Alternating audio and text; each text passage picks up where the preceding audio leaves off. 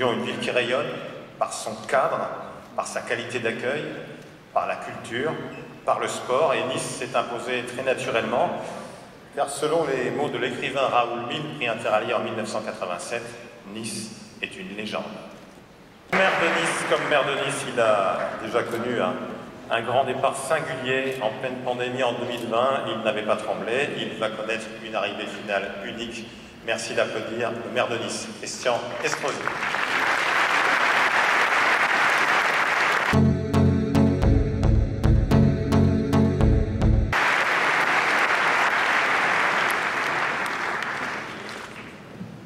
Madame la ministre, chère Amélie, Monsieur le Président d'Amoris Sport Organisation, cher Jean-Étienne, en saluant Madame la Présidente Marie-Odile, Aurore, représentant l'équipe naturellement et l'ensemble du groupe, je veux saluer Yannick Lemoneur, qui est notre directeur général, et puis bien sûr Christian Prudhomme, celui qui, avec sa boîte à outils, nous offre chaque année, depuis si longtemps, un des plus beaux spectacles sportifs du monde entier.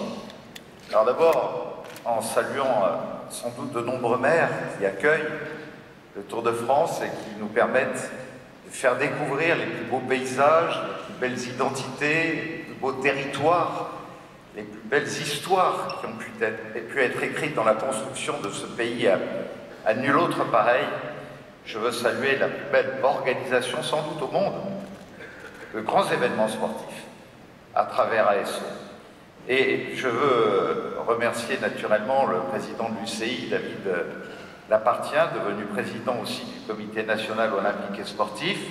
Je veux saluer Michel Callot, celui qui occupe aujourd'hui les responsabilités de président de la Fédération française de cyclisme, parce qu'il a fallu, entre volonté aussi du président de la République, du ministre de l'Intérieur, de Madame la ministre des Sports, dans ce moment si compliqué et si difficile, mais aussi si merveilleux pour la France, avoir à la fois le Tour de France cycliste et en même temps accueillir les Jeux Olympiques de Paris, auxquels nous contribuerons tous dans un grand nombre de villes aussi à apporter notre contribution pour que conditions de sécurité, logistique, organisation, soient rendues possibles, que l'édition 2024 du Tour de France cycliste puisse être une grande édition.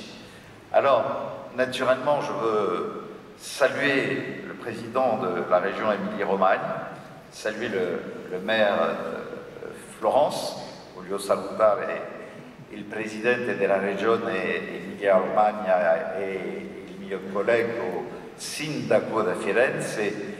C'est avec un peu d'émotion que je m'exprime parce que, ayant moi-même quelques anciennes origines et de la famille à Florence, de savoir que celui-ci, comme un clin d'œil, part à la fois d'Italie, de Florence, pour arriver, pour la seule fois de son histoire, après 110 ans à Paris, hors de Paris, à Nice, qui est la dernière ville rentrée dans la communauté française il y a maintenant 163 ans.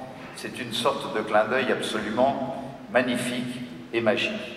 Et depuis 1906, nous avons accueilli 37 fois le Tour de France avec quelques grandes dates que tout le monde a en tête ici. C'est 1975, cette étape Nice-Pralou remportée magnifiquement par Bernard Thévenet. C'est ce grand départ en 1980 dont le prologue a été remporté par Bernard Hinault.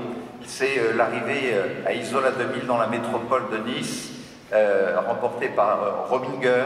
Et c'est naturellement ce grand départ en 2020, dans des circonstances incroyables, à fin août, en plein confinement, dont chacun a en mémoire dans quelles conditions les bulles étaient organisées. 3 jours de départ, une magnifique victoire pour la première étape de montagne de Julian Alaphilippe. Et naturellement, on s'était parlé avec Christian, on s'était parlé avec Jean-Étienne. Et j'avais dit, avoir eu ce grand départ pour dire c'est fantastique, mais l'avoir eu sans personne sur le bord des routes. La force et la richesse du Tour de France, c'est de rassembler ces centaines de milliers de personnes le long des routes de créer cet élan populaire extraordinaire. Et il m'avait dit, on aura peut-être une opportunité pour avoir une belle revanche. Eh bien, je dois dire que lorsqu'il m'a été annoncé que nous pourrions avoir cet immense honneur, sans doute la seule fois, et l'identité du Tour de France, c'est d'avoir, pour nous tous Français qui sommes attachés à ce rendez-vous, son arrivée sur les Champs-Élysées en face de l'Arc de Triomphe, et pour la seule fois, avoir arrivé sur la promenade des Anglais, place Masséna, qui plus est, le nom du maréchal dénommé l'enfant chéri de la victoire, si proche de Bonaparte et de cet Arc de Triomphe. Eh bien, au fond, c'est toute une symbolique pour laquelle je veux remercier naturellement Christian et l'ensemble de l'équipe d'Amaury Sport Organisation, tous nos partenaires naturellement, tous les maires des communes italiennes et françaises qui vont accueillir ce tour, tous nos territoires. Puis je veux dire aussi que nous ne sommes pas sur un territoire ordinaire, puisqu'il y aura ces 3 journées avec 2 étapes des Alpes. Pour la 5e fois, on va franchir la route la plus haute d'Europe pour entrer dans la métropole de Nice.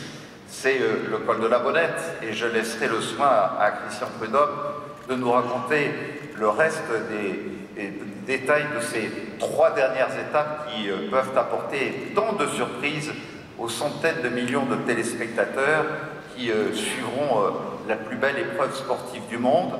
En même temps, pour nous, c'est illustrer notre transition écologique, la contribution que nous y apportons avec ces 270 km de pistes cyclables, ces cycles de l'eau, de l'énergie, de ces ressources naturelles que nous avons à préserver depuis le sommet du Mercantour à 3000 mètres d'altitude jusqu'au bord de la Méditerranée.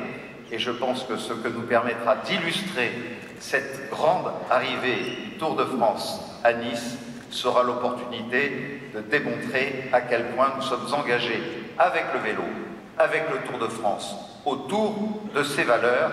Alors merci à toutes et à tous d'avoir contribué à ce que cela soit rendu possible.